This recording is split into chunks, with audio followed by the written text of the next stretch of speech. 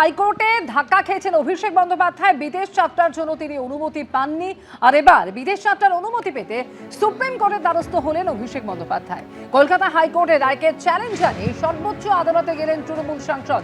Supreme কোর্টে আগামী সপ্তাহে অভিষেকের আর্জির শুনানি হতে পারে। চোখের চিকিৎসার জন্য বিদেশ যেতে চেয়ে আদালতে আর্জি জানিয়েছিলেন অভিষেক বন্দ্যোপাধ্যায়, তবে তার বিদেশ যাত্রার আর্জি খারিজ করে দেয় কলকাতা হাইকোর্ট। হাইকোর্টের সেই রায়কে চ্যালেঞ্জ জানিয়ে সুপ্রিম কোর্টের দ্বারস্থ হন তিনি। সেই মামলা কলকাতা হাইকোর্টে ফেরতও পাঠিয়ে দেয় সর্বোচ্চ আদালত। হাইকোর্টে ফের ধাক্কা খান তৃণমূল সাংসদ অভিষেক বন্দ্যোপাধ্যায়। 5ই আগস্ট এসএস কেমে চোখের চিকিৎসার পরামর্শ দিয়ে মামলা খারিজ করে হাইকোর্টের সেই নির্দেশকে চ্যালেঞ্জ করে সুপ্রিম কোর্টের দ্বারস্থ হলেন অভিষেক বন্দ্যোপাধ্যায়।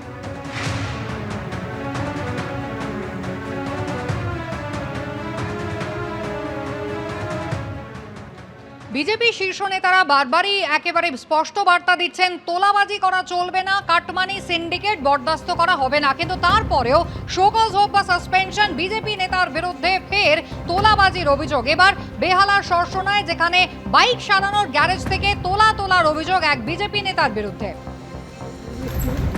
হিন্দল দিয়ে আমাদের প্রতিনিধি রয়েছেন টেলিফোন লাইনে। হিন্দল, এই বিজেপি নেতার বিরুদ্ধে কি অভিযোগ? একেবারে দেখো, দিকে দিকে যেভাবে বিজেপি নেতা কর্মীদের বিরুদ্ধে তোলাবাজির অভিযোগ উঠছে, তেমনই কিন্তু এবার সরসুনায় বিজেপি এক নেতার বিরুদ্ধে তোলাবাজির অভিযোগ উঠলো। যে একটি বাইক চালানোর গ্যারেজ রয়েছে, সেই গ্যারেজ থেকে 10,000 টাকা গ্যারেজ মালিকের থেকে চান বিজেপির কর্মী বিট্টু সরকার, এবং সেই টাকা দিতে অস্বীকার করেন সেই গ্যারেজ মালিক। তিনি বলেন যে কেন তিনি টাকা দেবেন, এবং এই কথা শোনার পরেই কিন্তু বিট্টু সরকার, যে 127 নম্বর ওয়ার্ডের বিজেপির মন্ডল সভাপতি, সে কিন্তু রীতিমতো সেই মালিককে মারধর করে, এবং তারপরে কিন্তু সেই গ্যারেজ মালিক সরসুনা থানায় বিট্টুর বিরুদ্ধে অভিযোগ জানিয়েছে, কিন্তু এখনো পর্যন্ত তাকে আটক বা গ্রেপ্তার পুলিশ করতে পারেনি। এই ঘটনায় কিন্তু যে চিত্র উঠে আসতো, যে দিকে দিকে যেভাবে বিজেপি কর্মী সমর্থক এবং কিছু কিছু ক্ষেত্রে নেতাদের বিরুদ্ধে অভিযোগ উঠছে তোলাবাজির, এবং যে অভিযোগ নিয়ে কিন্তু বারংবার রাজ্য সভাপতিও বারংবার তিনি বলছেন যে এই কালচার চলছে, সেটা বন্ধ হওয়া প্রয়োজন, এবং তারপরেও কিন্তু বিভিন্ন জায়গা থেকে এই ধরনের অভিযোগ উঠছে। তেমনই অভিযোগ উঠলো সরসুনায়। অভিযুক্তের বিরুদ্ধে, বিট্টু সরকারের বিরুদ্ধে লিখিতভাবে অভিযোগ জানানো হয়েছে, কিন্তু এখনো পর্যন্ত তাকে গ্রেপ্তার বা আটক পুলিশ করতে পারেনি, তেমনটাই পুলিশ সূত্রে খবর। ধন্যবাদ। ভিডিও করবে না, বারবার বলছি ভিডিও করছে,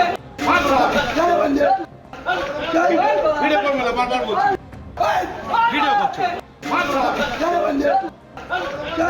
ভিডিও করবে না, বারবার বলছি ভিডিও করছে। বিজেপি কাজ করতে থাকে, ঠিক আছে। ও এসে আমাকে ধমকি দিয়েছে, তো টাকা ফাঁকা দিই, আমি টাকা কেন তোমাকে দেবো, তারপর বলে না দিলে তোমার তো ভারী পড়ে যাবে। আমি বলি ঠিক আছে, ভারী পড়ে দেখে নেবো। কেন টাকাটা চাইতো কেন? এটা জানি না। দোকান খুলি না 11টার সময়, তোমার রাতে 11টার সময় বন্ধ করি, ওর সাথে টাকা যাবে। তো রাতে দোকান কাজ টাকা কি 10,000। কাস্টমার আমার একটা লোক ছিল, ওকেও কাস্টমার আমার হেল্প করতে গেছিল, ওকেও মেরেছে। তুমি কেন আসছো, ও মেরেছে। তুমি এই নিয়ে থানায় কমপ্লেন করে? হ্যাঁ, কমপ্লেন করেছি। কোন থানায়? এই তো হ্যাঁ, সরসনা। গ্যারেজ মালিকের কাছ থেকে 10,000 টাকা তোলা চেয়েছিলেন বিজেপি নেতা, দিতে রাজি না হওয়াতে এইভাবে বেধড়ক মারধর করা হয়। অভিযোগকারীর দেওয়া ভিডিও দেখুন।